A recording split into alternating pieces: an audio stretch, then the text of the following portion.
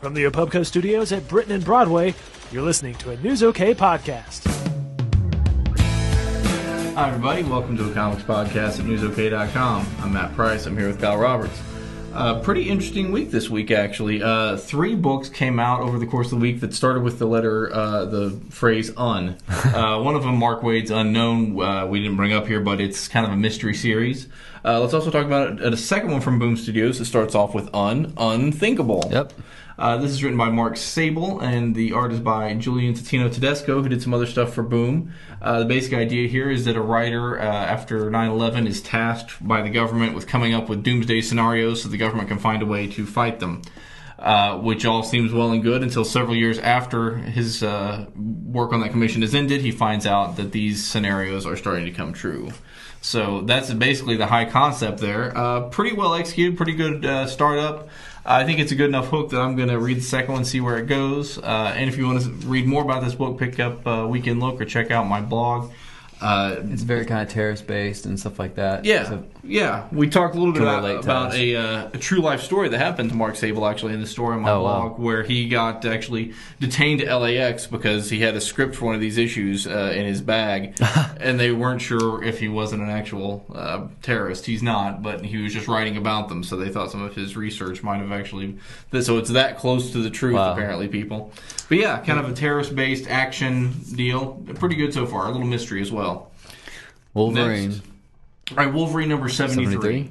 Now, 72 hasn't come out yet, so if people are confused, and probably should be, they did not put out 72, which continues Old Man Logan, because it's not finished yet, but they wanted to go ahead right after the movie and put out kind of this new start of a story arc. Does that happen much? Not very often. Spawn did it in the early 90s, but very... Was that when the movie came out as well? That was... I don't remember what the There's always some kind of marketing behind it, guys.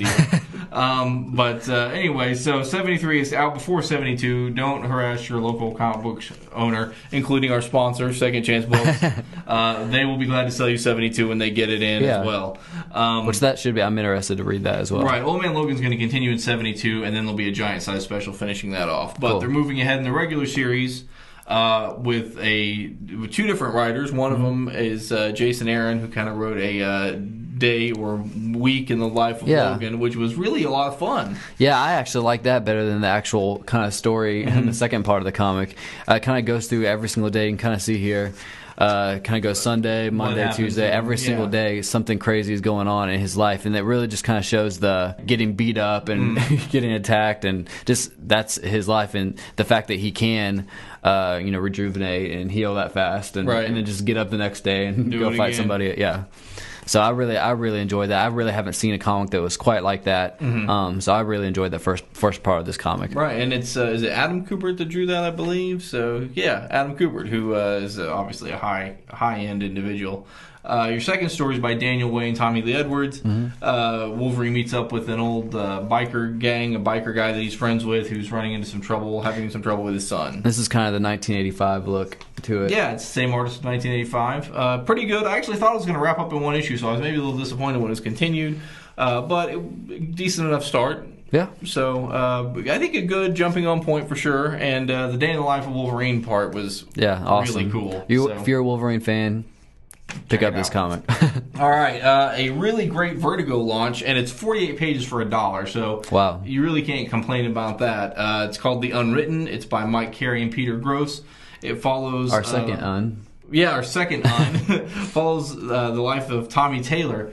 The funny thing about him, he's kind of like a real-life Harry Potter. His dad wrote these Tommy Taylor books, and he's like a boy magician. And then his son was actually named Tommy Taylor. His dad later disappeared, and he kind of makes his living going to these conventions and being the real Tommy Taylor. Yeah. Only as it goes on, he finds out there may be actual mystical forces preparing to ally against him. So fiction may be becoming reality. It was a great first issue, really my favorite Vertigo first issue, probably since Y the Last Man. If you like Vertigo or literary comics, I recommend picking this one up. Sweet. And then we'll wrap up with Fusion. This is from Top Cow, our good friends at Top Cow. This is a crossover between Top Cow and Marvel. It's a cereal bowl full of superhero teams, really. Was that the Uninist, the Fusion? Fusion, yeah, kind of, yeah.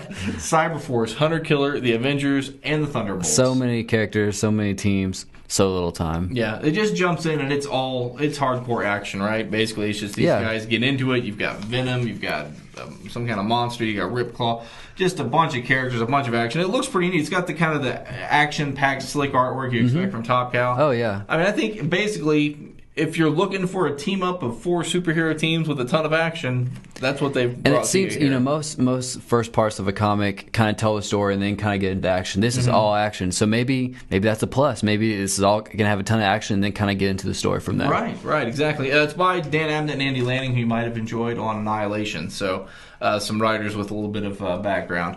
Also, just point out real quickly, we didn't review it because it's 80 pages and very in-depth, and we could probably talk about it for a 30-minute podcast, which we're not going to do. But League of Extraordinary Gentlemen, Century, 1910, first part of that by Alan Moore, also LXG. out this week in area stores. So if you're an Alan Moore fan, you want to pick that up. Really good week. My pick's going to be The Unwritten. Sweet, I'll take Wolverine. Very good. For Kyle Roberts, I'm Matt Price. Thanks for watching. See you guys.